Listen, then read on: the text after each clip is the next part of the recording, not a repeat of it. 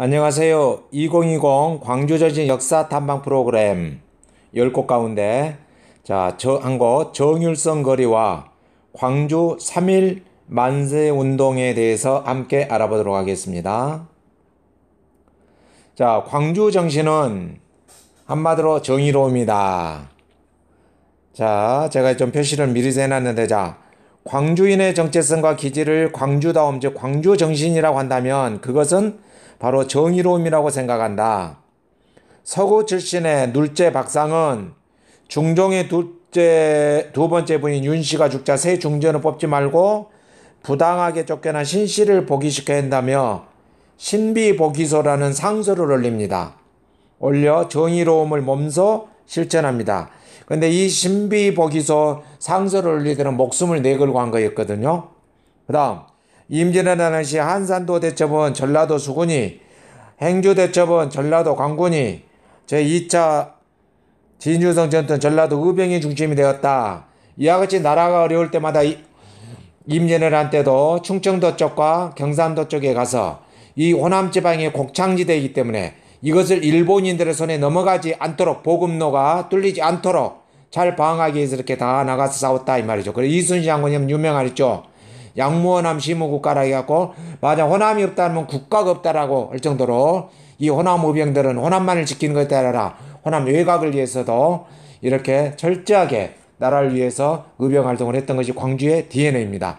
그러면 이러한 것들이 우리 광주의 정신에 어떤 시발점이 되는 어떤 싹이 트는 개념을 찾아보자면 우리가 15세기 15세기 후반에 눌제 박상을 통해서 우리가 알 수가 있습니다.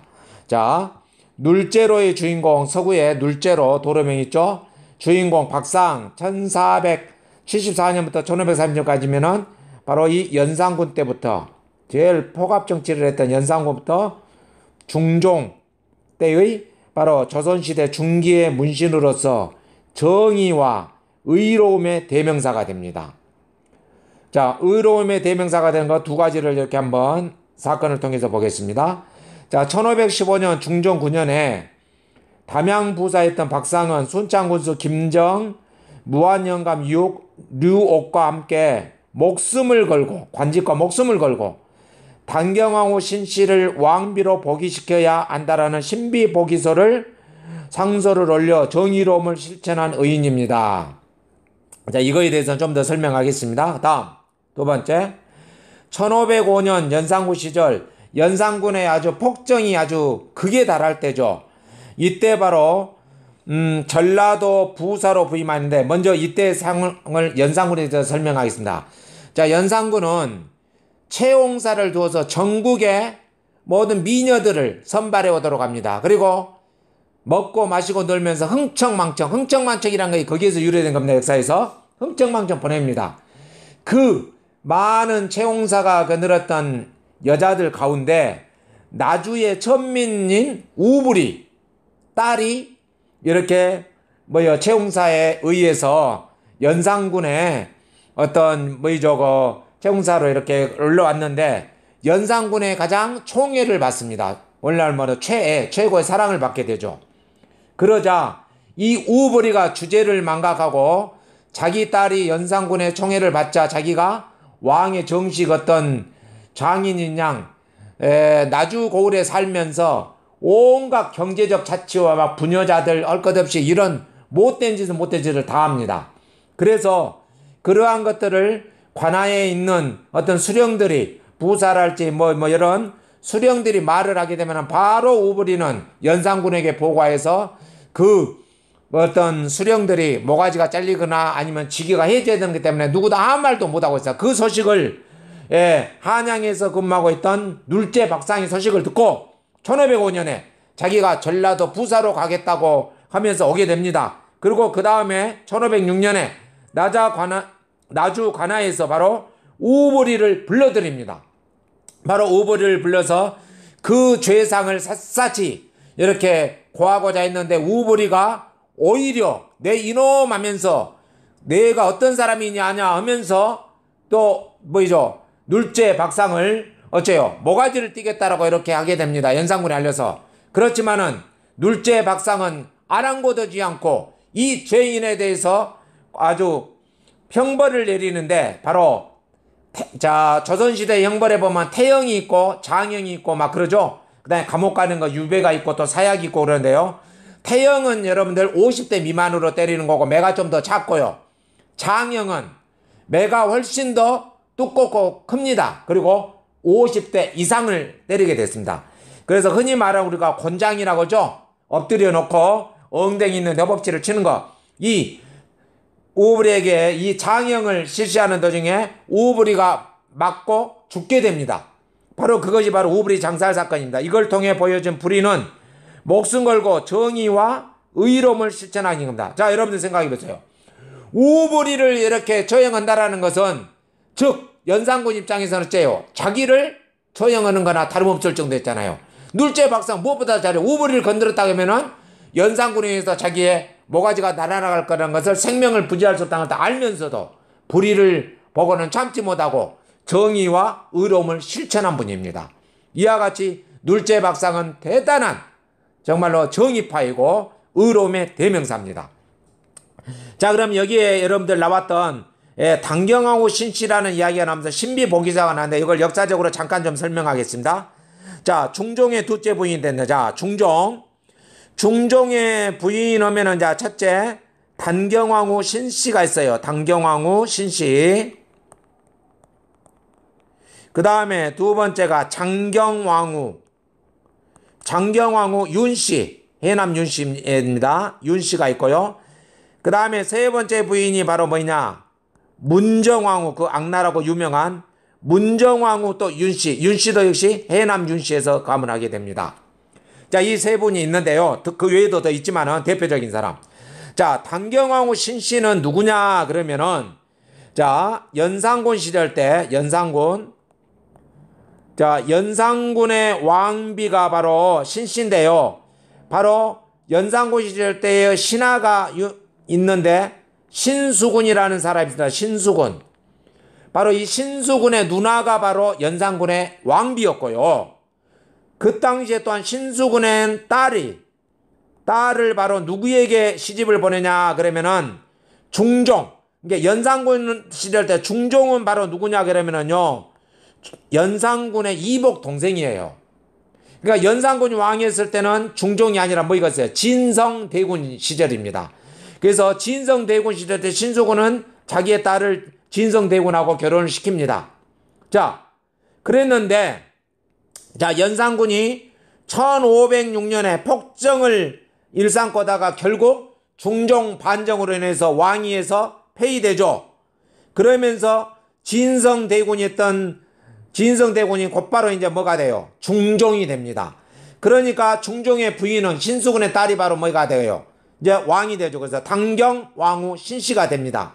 자, 그러는데 이 중종 반정 과정에서 자, 반정을 일으킨 공신들이 신수군에게 연산군의 폭정을 이렇게 갈자라고 제안을 합니다. 그러나 신수군은 반정에 동조하지 않습니다. 그래서 반정에 성공한 반정 공신들은 신수군과 신수군 부인을 비롯한 그 일파들을 처형을 시킵니다. 죽입니다. 자, 보세요. 그러고 나서 중종이 왕이 됐는데 바로 죽은 신수군의 딸이 바로 왕비가 되면은 이 왕비가 찍었어요. 보복할 수 있겠잖아요. 신하들을. 그래서 반정 신하들은 바로 즉시 중종이 왕이 되자 단경왕후 신씨를 왕비가 된 지 7일 만에 폐위를 시킵니다.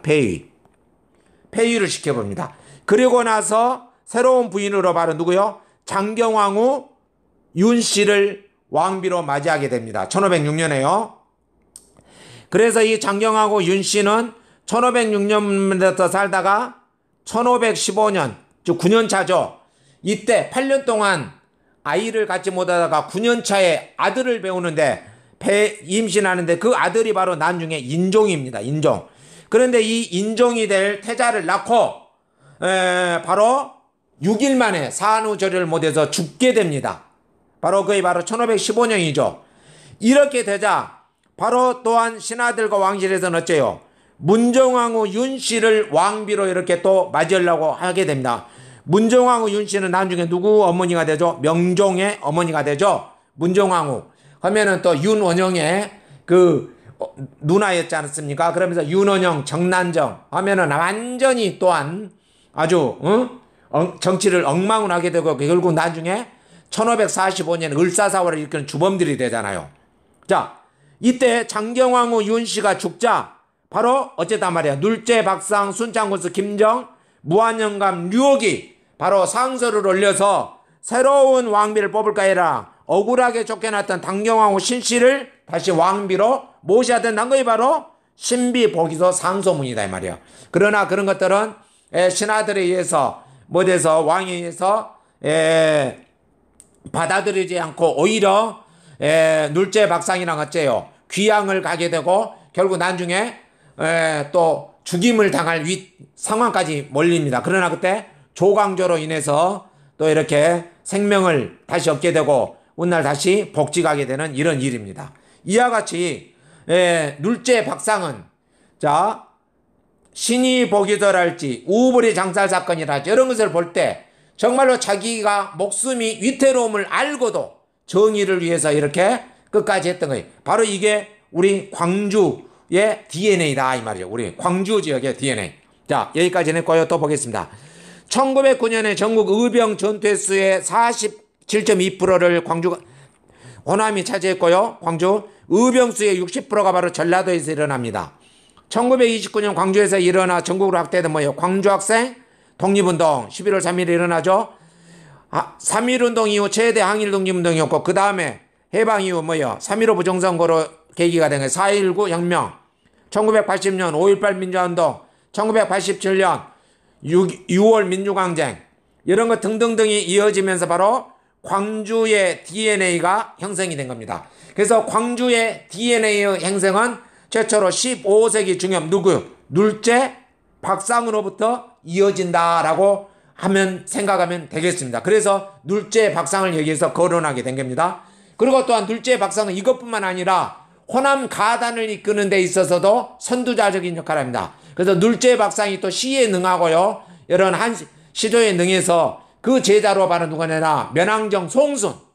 면왕정 담양 봉산에 면왕정가를 썼던 송순이 그 문화생이 되고요. 또한 송순의 문화생 제자들로서는 많이 주죠. 고경명, 그 다음에 고봉 기대성, 천재시인 임재백호, 그 다음에 송강 정철, 사암 박순 이런 사람들이 그래서 면왕정 가단을 이루면서 결국 가사문학의 대가를 또한 광주에 이 가사문학을 이끌어온 이 큰 역할을 하신 분입니다. 자, 광주학생 독립운동에 대해서 좀 설명하겠습니다. 1929년 10월 30일 나주역에서 발생한 한일 학생들의 충돌은 광주 학생들을 분노케 했으며 11월 3일 광주 시내에 대규모 시위로 이어졌으며 전국 및 해외까지 전파된 3.1운동 이후 최대 항일운동이었다.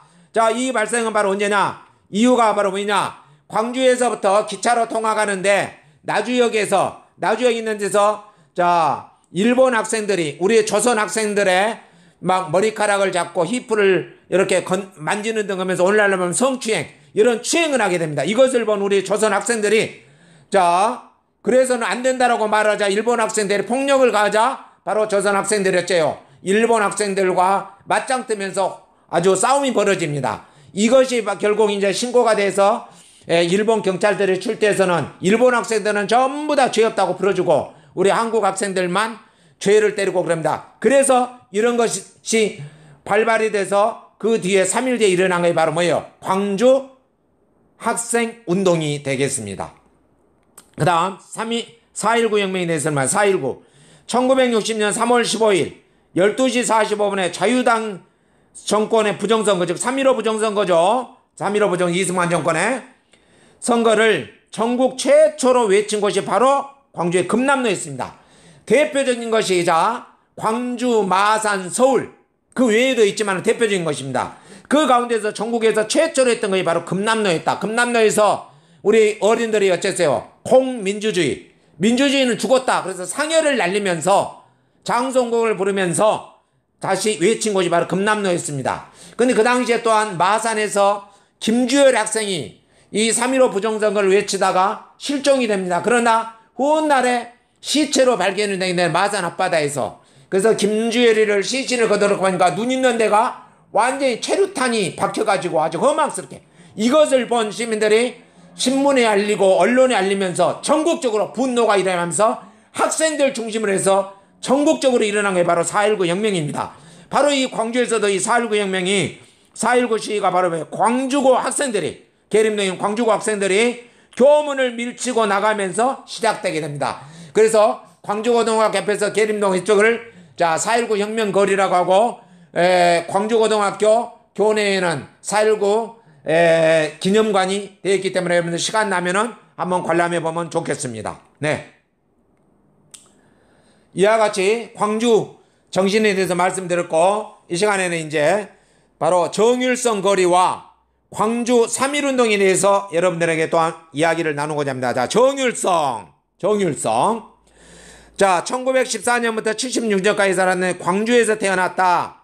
광주 숭일중학교를 졸업하고 전주 신흥학교에 입학했지만 부친 사망 이후 중퇴하였고 1933년 넷째 형 정의인과 함께 중국으로 건너가 조선혁명군사정치간부학교를 졸업하고 의열단 그러면 여러분들 자 김원봉이라고 유명하죠.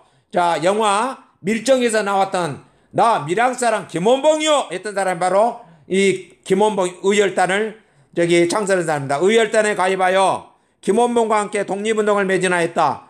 1937년에는 애난이라고도 연안이라고도 중국 들어가 독립운동을 하면서 연안송 또는 애난송과 37년에 그 다음 38년에 팔로군 행진곡이라고 합니다. 이것은 지금 중국 인민군가로서 아버지 저기 아주 채택되어서 중국에서는 빼놓을 수 없는 아주 유명한 곡이 됐죠. 등을 발표하여 중국 혁명음악가로서 우뚝 섭니다.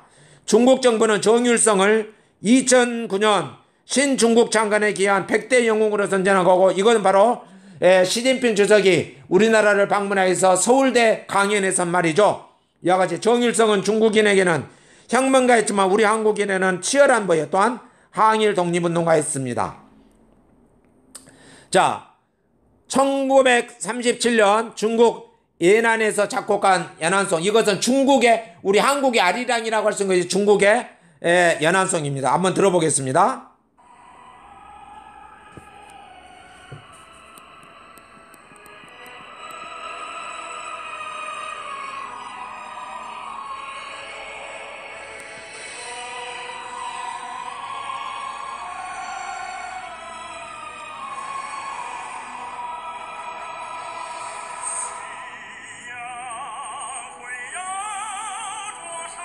중국의 애난 지방은 중국에서도 항일 투쟁, 즉 독립운동의 본거지입니다. 네.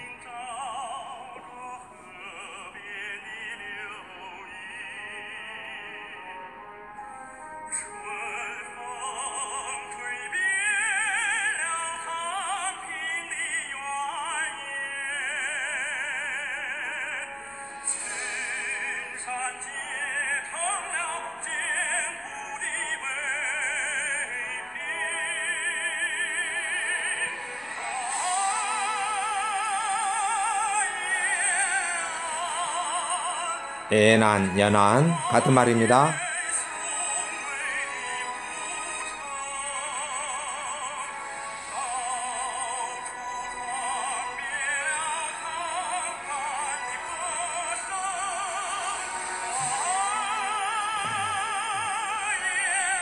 독립운동의 위대한 도시입니다. 애난. 중국에 태양산이 있고요. 근처에. 항일 투쟁 항전지입니다.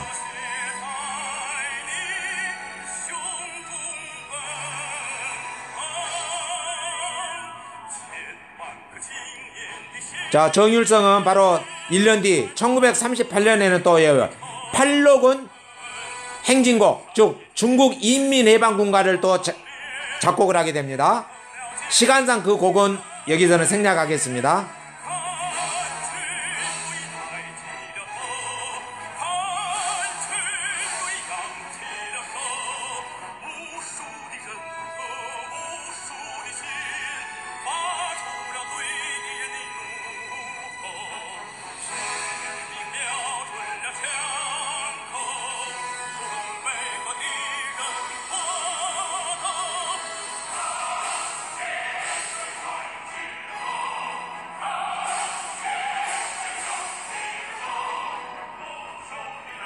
중국의 전 국민들이 가장 애착하는 곡 중에 하나입니다. 우리 한국의 아리랑이라 생각하면 되겠습니다. 중국의 아리랑, 애난송.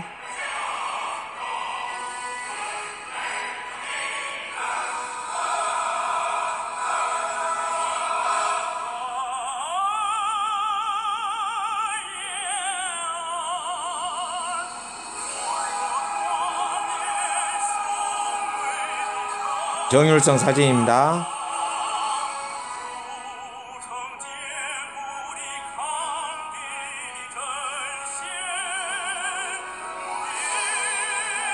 정율성의 부인 정설성이라고요. 중국 여자였습니다. 중국 최초의 외교 대사를 역임한 분입니다.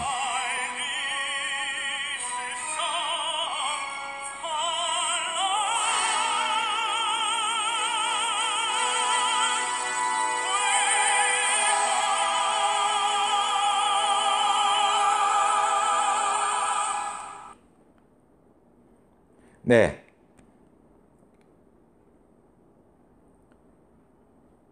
네, 잘 들어보셨죠? 예.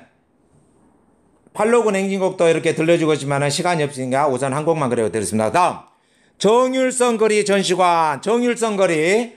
자, 정율성로는 독립투사 정율성을 기리는 도로명이다. 정율성로는 대남대로 사거리 입구에서 양림로 사거리까지 230여 미터로 광주의 도로명 가운데 가장 짧습니다. 여기는 정율성의 독립운동가로서 중국 혁명음악가로서의 삶을 기리는 정율성 거리 전시관이 조성되어 있습니다. 바로 뒤에 영상 제가 두 개를 보여드리겠습니다. 다음, 정율성 생가. 항일 독립운동가 정율성의 생가이다. 1914년에 태어난 정율성은 이곳에서 어린 시절을 보냈다. 4살 때 능주로 이사해 능주초등학교 1학년을 마치고 다시 양림동으로 돌아와 숭일학교를 다녔다. 그리고 전주 신흥학교를 다니다가 중국으로 건넜다 했죠. 바로 이 양림동에 이거 보이는 건 정율성 생가입니다. 다음 보겠습니다. 자, 영상을 봐보세요. 자, 이게 바로 보이는 동상이 정율성 동상입니다. 중국에서 공수해 온 거예요. 제가 학생들을 데리고 정율성 거리를 가기 전에 이렇게 설명해 주는 겁니다.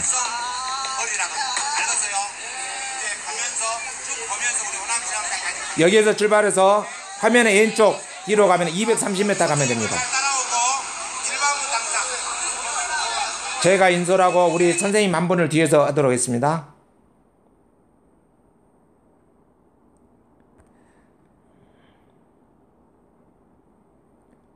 자, 영상을 하나 더 보겠습니다. 자, 정율성 거리 데리고 가죠.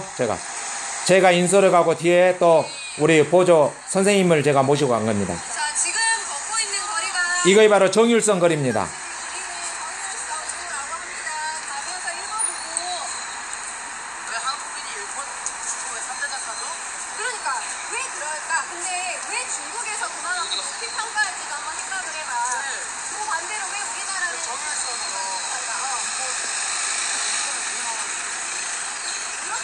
자, 여기 보면은 연안송 나오죠? 예, 악보도 이렇게 나오게 됩니다. 정율성 거리에 있는 겁니다.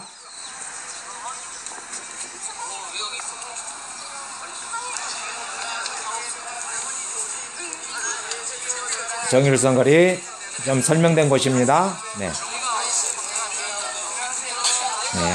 저한테 인사하면서 지나가는 애들, 저는 제가 카메라로 촬영을 하고 있고요. 네.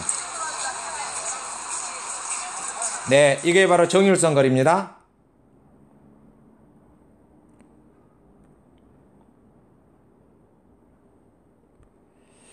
네, 정율성과 정율성 거리에 대해서 설명했고, 이제 두 번째로 광주 3.1운동, 만세 3.1운동이 일어났던 거리를 설명하도록 하겠습니다.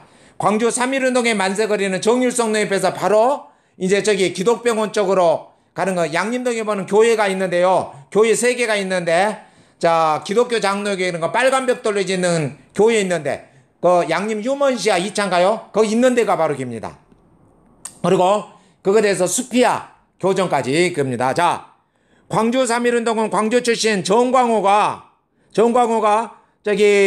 일본 유학생이었습니다. 그리고 나중에 광주 3대 광주시장도 역임합니다. 28 독립선언서를 가지고 광주에 오면서부터 시작되었다. 1919년 3월 10일 오후 3시 30분 광주교가 아니라 광주에 있는 부동교라고 하면 됩니다. 부동교 및 모래사장에서 김복현, 김강 등 수백 명의 군중들과 함께 조선독립만세를 외치며 만세운동을 시작하였다. 여기에 양림동에서 뛰쳐나온 숭일학교와 수피아학교 학생들이 시민들을 갑세하였다. 광주 3.1운동은 양림동 기독교인과 비밀 독서모임 신문 잡지 종남서 회원들이 중심이 되어 준비하였다. 숭일, 수피아, 농업학교 학생들이 인쇄물을 배포하고 시위에 앞장섰으며 광주 시민들이 함께 참여한 대규모 독립만세 시위였다. 자, 이 사진을 보면은 수피아 학교 교문에서 바로 들어가면은 이 기념 이 동상이 세워져 있습니다. 네. 자, 좀 더 광주 3.1 만세운동 과정 이야기를 제가 조금 더 자세히 설명하도록 하겠습니다. 자, 일본 유학생이 있던 정광호 나중에 제3대 광주시장이 됩니다. 귀국하여 최응종, 김복현, 김철이라고 합니다. 만나서 도쿄 독립선언, 자, 28 독립선언이 일본의 심장부 수도인 도쿄에서 일어나죠. 2월 8일에 그겁니다. 대해서 이야기하면서부터 거사를 준비하게 됩니다. 광주도. 광주 3.1 만세운동은 최응종 목사가 서울로 올라가 봅니다. 서울에서의 상황을 살피기 위해서 3월 2일 서울에서 광주 시위에 대해서 협의하고 3월 5일 대한문 앞에서 만세 시위를 주도하다가 일본 경찰에 체포되자 광주에서는 김복현, 즉 김철을 중심으로 3월 6일 남궁엽의 집에서 지금에서 교인들과 비밀 독서 모임 회원들 그리고 숭일학교 교사, 수피아학교 교사들이 모여서 거사를 계획하며 역할을 분담하고 거사를 3월 10일로 결정하게 됩니다. 여기서 숭일학교 최병준, 손인식, 손흥진 교사는 학생들의 참여 독려를, 다른 이들은 선언서, 경문 등을 인쇄물과 태극기들을 준비합니다. 그래서 1919년 3월 9일 하루 전에요. 모여서 3.1운동 거사를 준비합니다.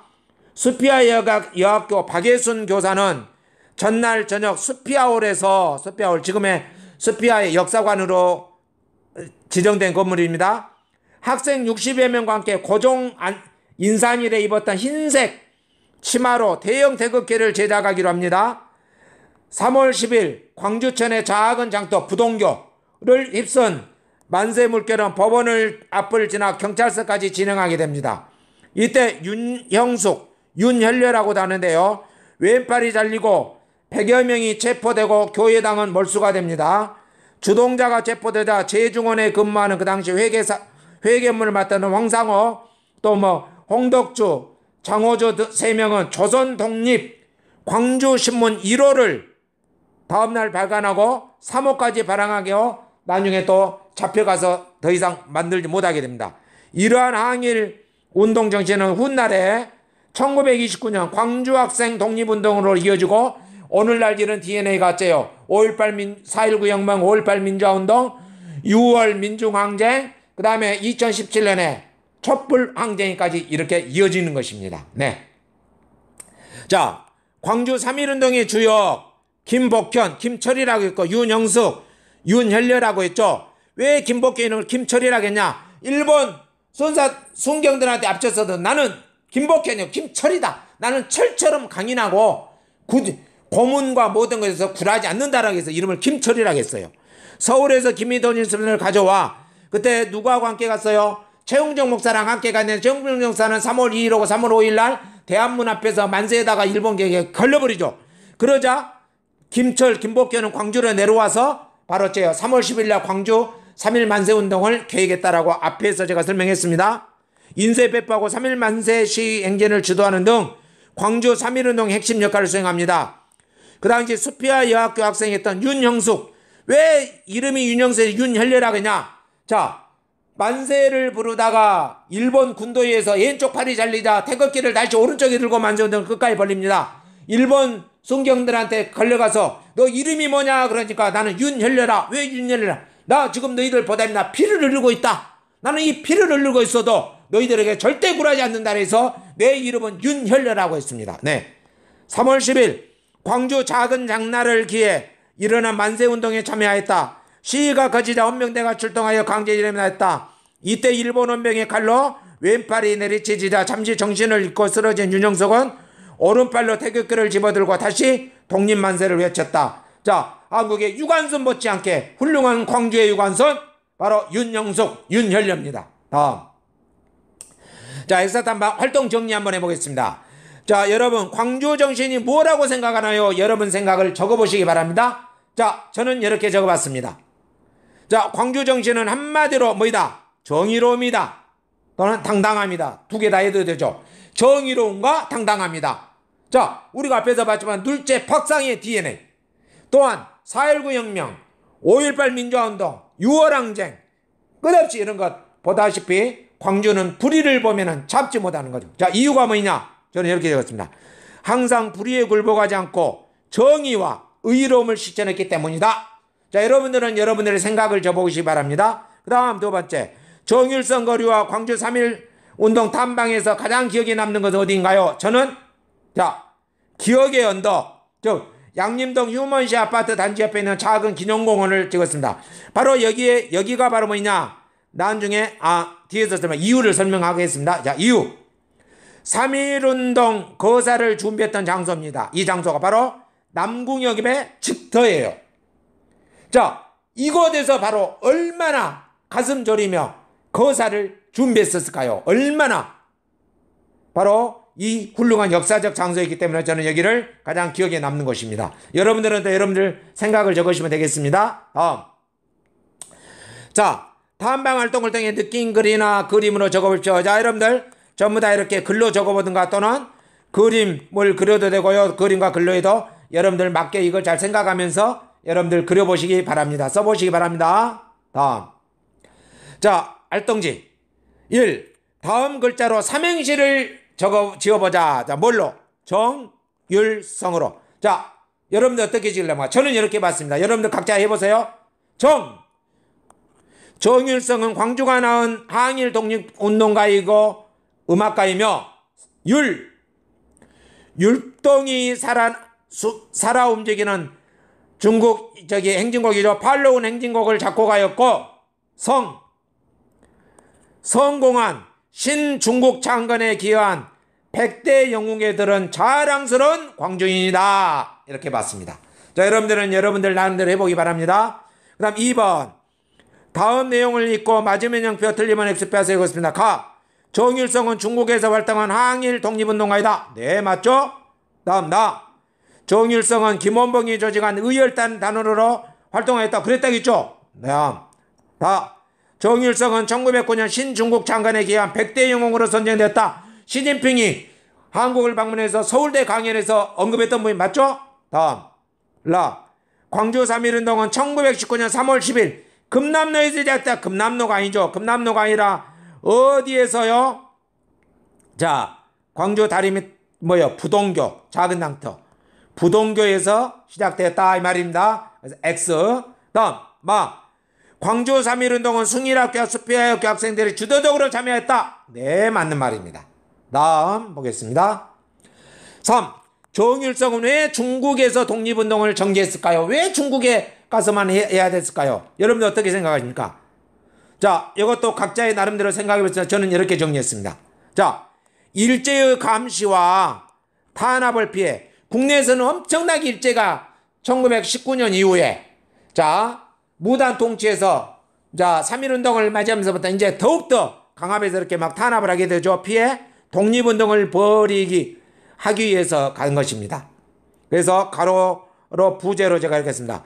자, 국내에서는 일본의 감시가 심하고 또 문화정치를 정하면서 우리 한국 사람들 변절자들이 많습니다. 친일파 변절자들이 막 신고해버리잖아요. 때문에 마음 놓고 독립운동을 전개하기가 쉽지 않아서 중국과 연해주, 해외 등지에서 활발하게 전개했습니다. 그래서 우리 임시정부도 상해 임시정부를 하게 되고 독립운동을 다 했던 사람이 어디서 만주, 연해주 막 중국, 하와이 막 이런 데서 하지 않습니까? 네. 그 다음. 자, 4번. 중국의 시진핑 주석은 서울대 강연에서 정일성을 김구 선생님과 함께 언급하였습니다. 정일성은 어떤 사람인지 한 문장으로 표현해보자. 김구뿐만 아니라 많이 있죠? 자, 최치원도 있고요. 그 다음에 허난설원도 있고 많이 있지 않습니까? 예. 그 다음. 자, 중한 양국은 가까운 이웃입니다. 중국 각지에서 27년간 한국 독립운동을 위해 헌신하신 김구 선생님. 한국에서 태어나 중국 인민해방군과 이거 팔론진곡이죠. 작곡가가 된 정율성 선생님. 그리고 연안성도 작곡했다 했죠. 등 양국 국민 간의 우호 왕래 상부상조의 전통은 유래가 되었습니다. 시진핑이 서울대 강연에서 한 내용입니다. 자, 정율성은 한마디로 어떻게 생각합니까, 여러분들은? 저는 이렇게 적어봤습니다. 자, 음악으로 중국 전체를 감동시킨 중국 혁명가이자 우리의 항일 독립운동가이다 라고 한마디로 이렇게 적어봤습니다. 다음 5번째. 다음은 기억의 언덕. 기억의 언덕. 얘가 바로 이 집터가 광주 3.1 만세운동에 거사를 했던 바로 남궁혁의 집터입니다. 이곳에서 모여서 3월 10일 거사를 하기로 모든 회의를 했고 모였던 곳이죠. 있는 3.1운동은 안내판의 일부 내용이다. 제시된 내용에 이어지는 부분을 잘 적어보세요. 이때 스페아과 윤영석은 일본 헌병이 내리친 칼을 왼팔이 잘린 등 경찰서 앞마당에서 피로 벌겋게 물들듯이 된다. 시위에 참여한 제중원 회계직원 황상호는 독립의식을 높이고 다음 거사를 위해서 유닉선 명의로 발행된 조선독립신문을 모방하여 조선독립 광주신문을 1호, 2호, 3호를 발간하고 더 이상 이제 체포돼서 더 이상 만들지 못했다라고 앞에서도 말씀했습니다. 자, 그러면 그 뒤는 어떻게 이어가려합니까, 여러분들? 현대까지 한번 이어보세요. 저는 이렇게 이었습니다. 자, 광주천 부동교에서 시작된 광주 3.1 만세운동의 정신은 바로 해방 이후 독재를 타도하고 민주주의를 쟁취하는 민주화 운동으로 이어졌다. 그래서 자랑스러운 우리 광주 5.18도 있고요.